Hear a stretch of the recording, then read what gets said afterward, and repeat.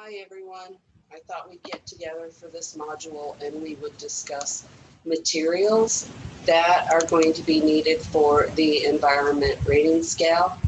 Um, this module will be, I'll cover the ECERS in this video. In the next video we'll cover the SACERS because it's a little bit different.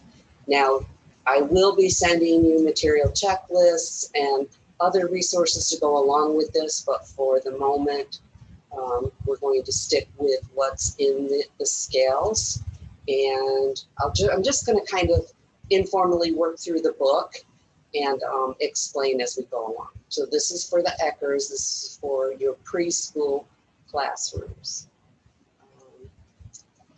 So as we go through the different items, this is where your materials will come up, and we take what we find in the books, and that's how we compile the checklist that I'm going to be sending you. So let's see, this is item 2.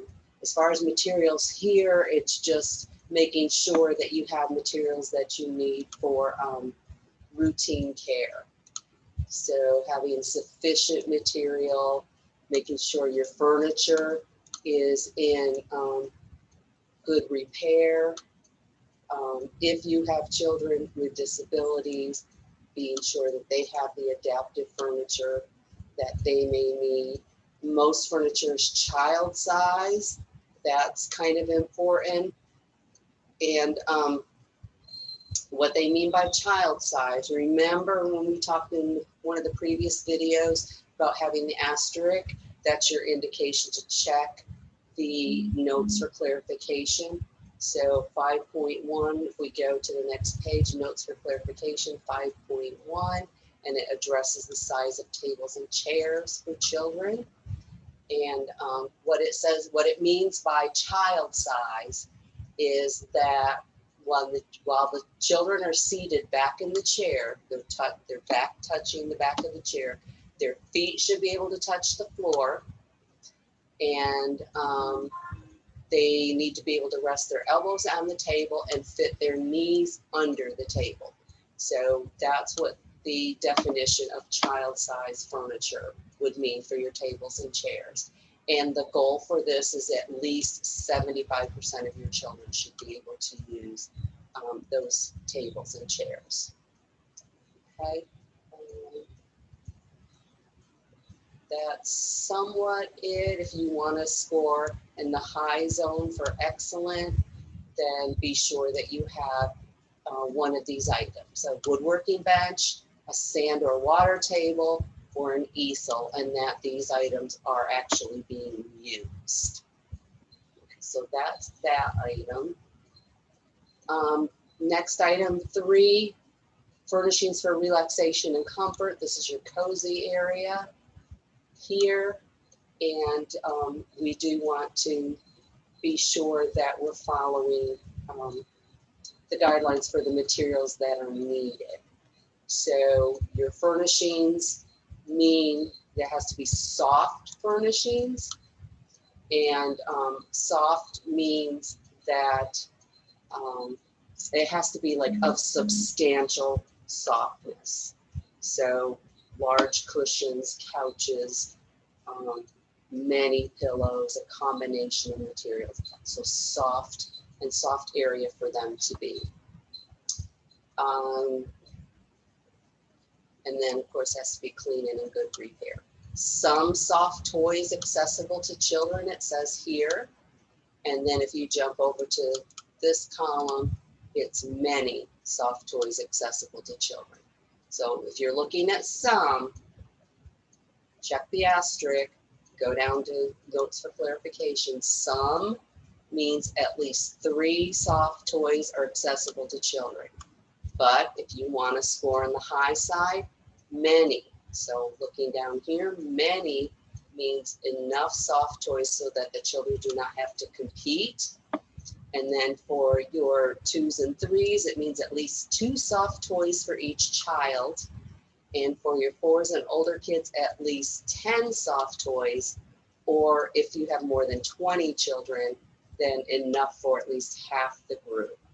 So examples of your soft toys here, cloth puppets, soft dolls, stuffed animals, anything that's considered soft and comforting for the children. So those are the materials needed for your cozy area.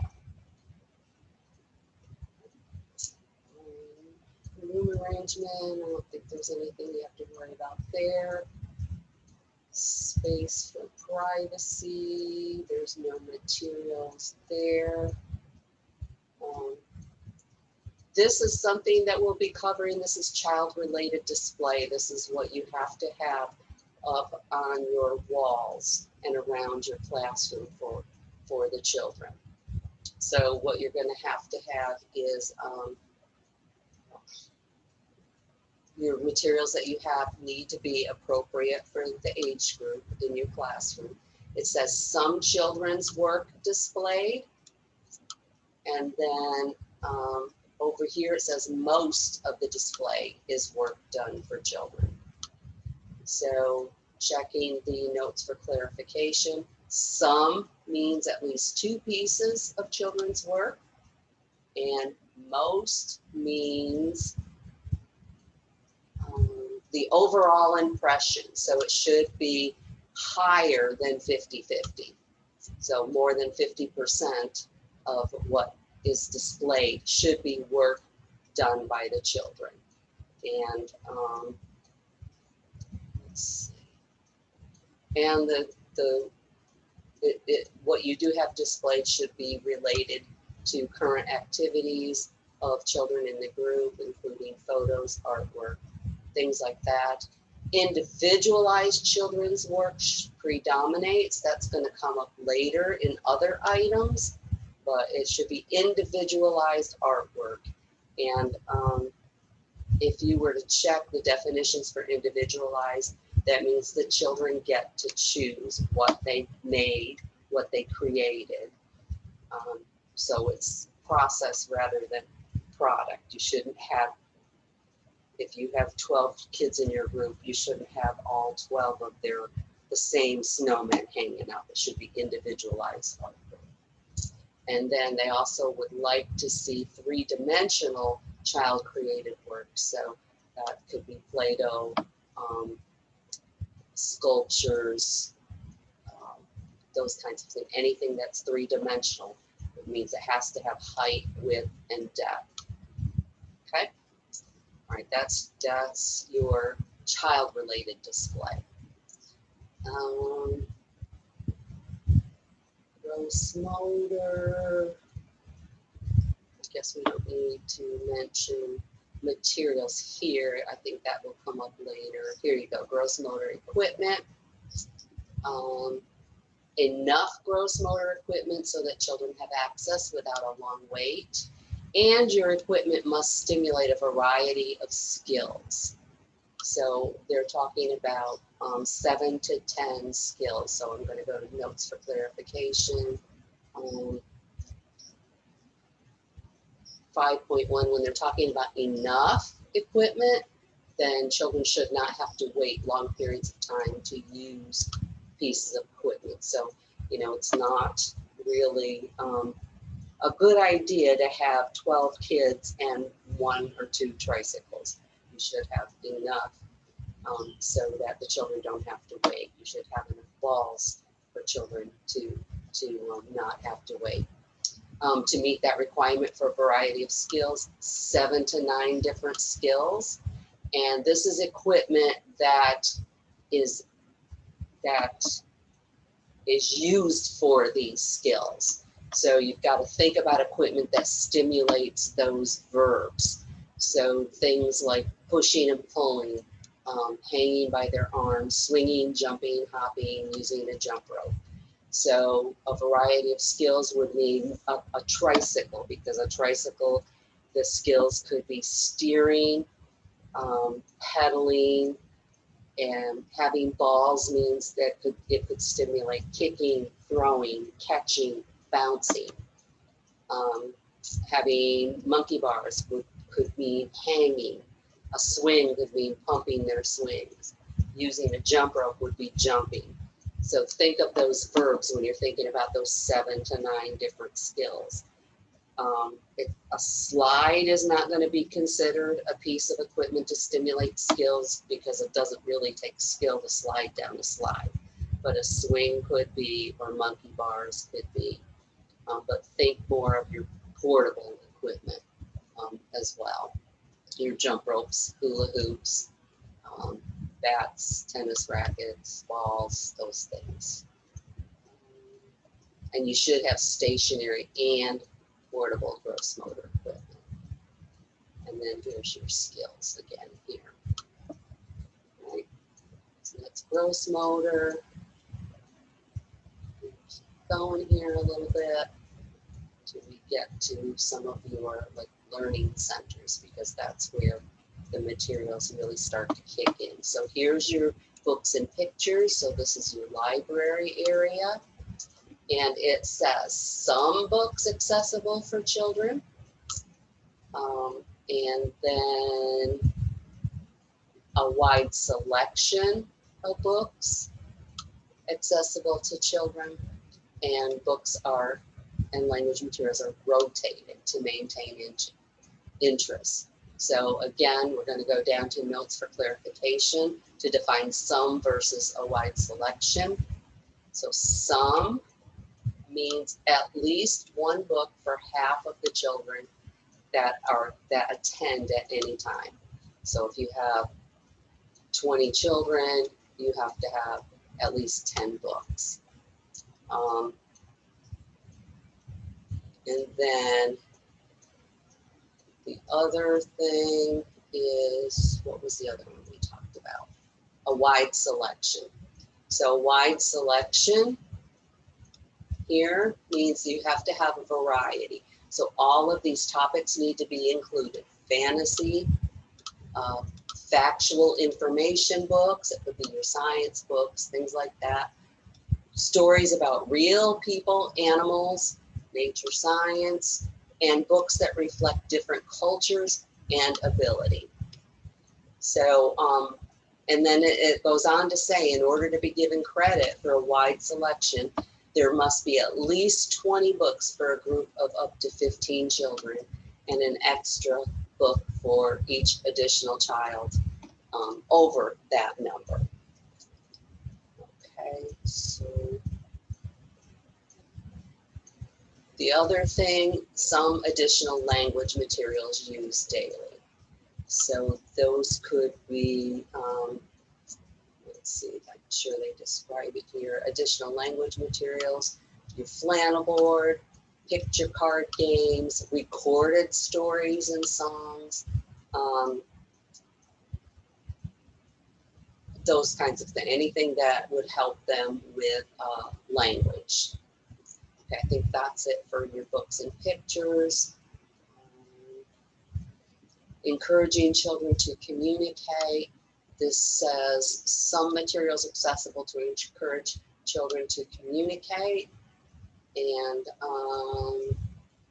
that would be like your writing materials, paper, pens, pencils, chalkboard, dry erase boards.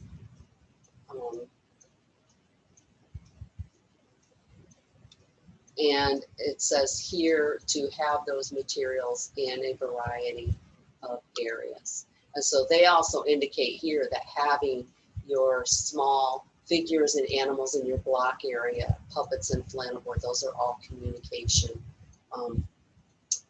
materials. And that's going to come up later too when we get to these individual areas as well.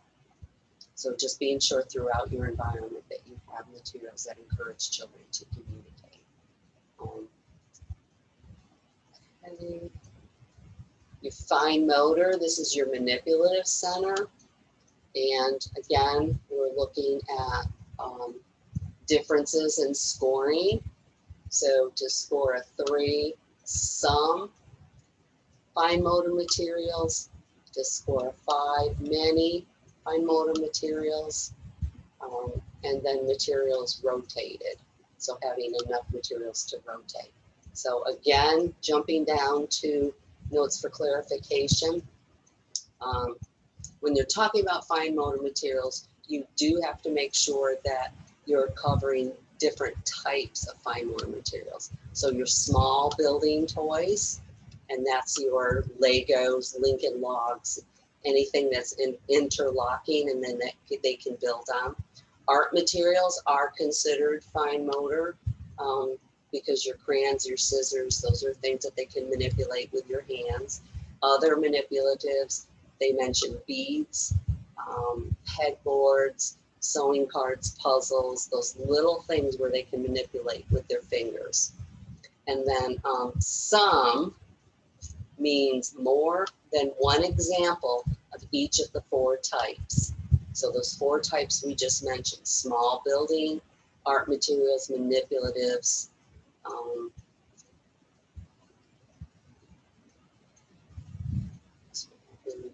art materials, manipulatives, oh, and puzzles. We missed puzzles here. So having at least more than one of each of the 4 types, that's going to score you the 3. If you want to score for the many under the 5, then at least 3 examples of each type.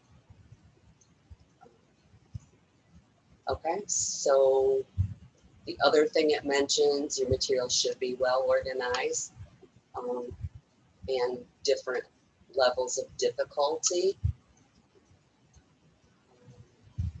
And then labels, they do encourage having labels on your fine motor materials.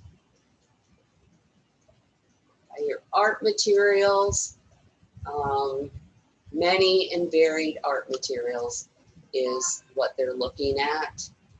And so many and varied, coming down to notes for clarification, 3 to 5 different art materials be accessible from at least 4 of the categories. So the 4 categories are up here: drawing materials, 3-dimensional materials, collage materials, and tools. Okay, so your drawing materials: paper, crayons, markers, pencils, paints.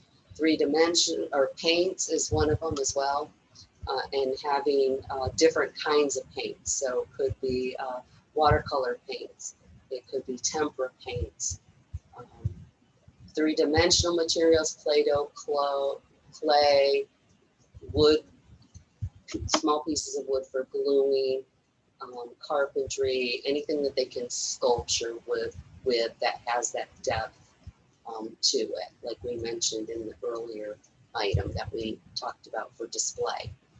And then collage materials, that can be just about anything. And then having materials such as scissors, hole punches, tape dispensers, tools that they can use if they want to put together a homemade book or something like that.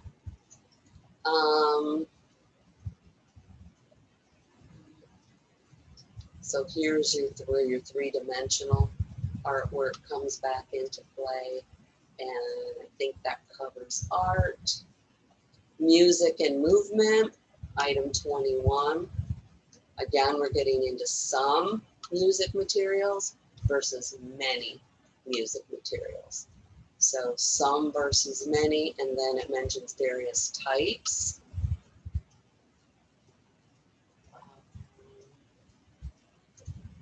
I think that's it. We'll go down and look at the notes for clarification. Some means more than one example of music materials.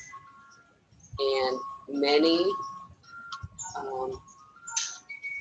here it is. Many means enough for at least half of the children to use at one time, plus music to listen to, such as a tape player with tapes or a computer program. Example. One of the things that I don't, it is mentioned here that there should be something that's where music is recorded. So it can be a record player, a tape player, a CD player, an MP3 player, anything like that. But if the majority of the children in your classroom are 4 years or older, the children should be able to use these materials independently. So they should be able to use the tape player on their own, or the MP3 player on their own. Various types of music, and that means you should have at least 3 different types of music. And so when they're talking about types, I don't think that's listed here, but your different types would be your like country music, music from different languages, rock and roll music versus, I mean, you want to make sure it's still appropriate for children, but having different types and a variety of music, at least 3 different types. Okay, that's music blocks, item 22. Here it says enough blocks and accessories for at least 2 children to build independent structures at the same time, but then under the 5 column, enough for 3 or more children to build at the same time. So you kind of have to, judging on the ages of your children, watch how they play with the blocks. They should be able to build independent, substantial structures, enough for 3 or more children. You do want to make sure that they have enough to be able to do that. And then they should have blocks and accessories, and then organized also. You're looking at least 2 types of blocks and a variety of accessories. Okay, so blocks, I'm going to go into notes for clarification. When you're looking for types of blocks, and I mentioned at least 2 types of blocks, unit blocks or kind of the standard, but it could be large hollow blocks, homemade blocks that you can make. And they can be made almost out of anything. The one thing you don't want to have in your block area is your Lego blocks or your interlocking blocks, blocks that connect together. Those are never considered blocks. Those are considered manipulatives. So you don't want to have those there because the blocks should be kind of an open-ended activity for that. And then enough blocks, again, like we mentioned, used together to make a sizable structure.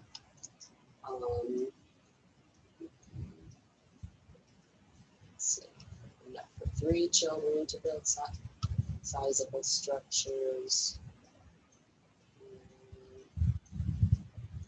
Okay, I think that's it for blocks, and they do like your block areas to be labeled as well.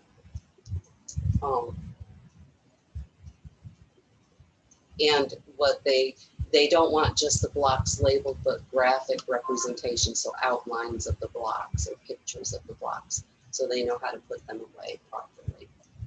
Sand and or water table. You want provision for sand and or water. And the way this works with ECERS is if you want to score minimal at a 3, sand or water play accessible either indoors or outdoors. If you want to score 5, sand and water play outdoors or indoors. And if you want to score 7, sand and water play, both indoors and outdoors. So that's how they judge that. Your water table, sand table, doesn't have to be a full-size stand-up water or sand table. It can be a large Tupperware Rubbermaid bin on a table in your science area or outside on a bench. Just make sure that there are sand and water toys accessible and that there's a variety of them. So they can do different things with the sand and water tables, different activities. So you can put bubbles, they can wash babies, you can have buckets, anything that's pourable. And that's kind of the key is to have something pourable in it. Now, as far as the sand itself, that's where that comes in. They do mention here that it doesn't have to be sand. It can be other items, rice, lentils, birdseed, those kinds of things can be substituted for the sand, but they, again, that has to be pourable, easily pourable for the children. So you can't use shredded paper and count that as your sensory table. Okay. All right. Dramatic play area. Some dramatic play material and furniture, many dramatic play materials, including dress-up clothes. Let's see, props for at least 2 different themes accessible, and props to represent diversity. I'm going to send you some resources for that. And then you can score even higher if you have props outside for dramatic play. So if I look at the notes for clarification, dramatic play is anything where they're pretending or make believe. Okay, and so when they can, which includes your smaller things like your doll houses. A lot of people will take things like their doll house or a pretend workbench and put those in your block center. They don't belong in your block center, they belong in your dramatic play center because they're pretending with those. And if you're looking at a variety of themes, housekeeping is going to be one theme, and that's your dolls, your furniture, your dishes, cooking, stove, refrigerator. Another theme is different kinds of work. So construction worker, firefighting, football player, that kind of stuff. Fantasy would be anything that's make-believe, storybook characters, dinosaurs, animals they mention here. And then leisure, so you can pretend to be camping or pretend to have a campfire, things that you would do like when you go to the beach, that kind of stuff. Okay, so many dramatic play materials means 3, enough for 3 or more children, so they can use the materials at one time. So your dramatic play area should be big enough for at least 3 children to play in there. And if you remember, that was the same thing for blocks. Those are the 2 centers that at least 3 children should be able to play in at one time. And it does have to be organized storage. And they also suggest here consider dolls from different races, cultures, ages, and abilities, as well as your dress-up clothes and your foods and your cooking utensils. So having dolls for at least 3 different races, 3 different skin tones. Okay. All right, nature and science materials. They suggest that you have natural things to share or add to collections. So you should have collections with at least 3 categories. Some developmentally appropriate games, materials, and activities. Many developmentally appropriate. Okay, so again, we're back to that some versus many. They do have to be organized. So let's look notes for clarification. So there's different categories that you should have. And if you were looking at the some versus many means approximately 3 to 5 examples of the 3 categories. And the categories are here: collections of natural objects, so rocks, insects, leaves, pine cones, anything like that, that's natural. And you can display that however you want to when it comes to collection. It can be an individual containers, it can be in plastic bottles, it can be on a poster board. Living things to care for. Now remember, look, 3 to 5 examples of 3 categories. So living things to care for. So it could be plants or any kind of pets. So you could have 2 plants and a fish. Or you could be growing grass in a Rubbermaid container somewhere. That would be considered a living thing. To be careful of the plants that you're adding to your classroom. They have to be non-poisonous. And what I suggest to teachers is that when you're buying plants, and for your administrators, when you're buying plants for the classroom, go for like your herbs. You can't go wrong with them. You don't have to worry about them being poisonous. Most of your common house plants are actually poisonous. So stick with your herbs if you can. Having nature and science books, games, or toys. So those are natural looking items. Matching cards, puzzles, sequence cards, any kind of books or games with realistic looking nature. And then other nature science activities, things that they can do to experiment with, your magnets, magnifying glass, sink and float items in your sensory table, things like that. Collections of natural objects requires that there are groups of similar objects that can be classified together. So we kind of mentioned that a little bit. And then they go into seashells, seeds, leaves, pine cones, like we already mentioned. Okay, I think that's it for science and nature. Math and number, some versus many, again.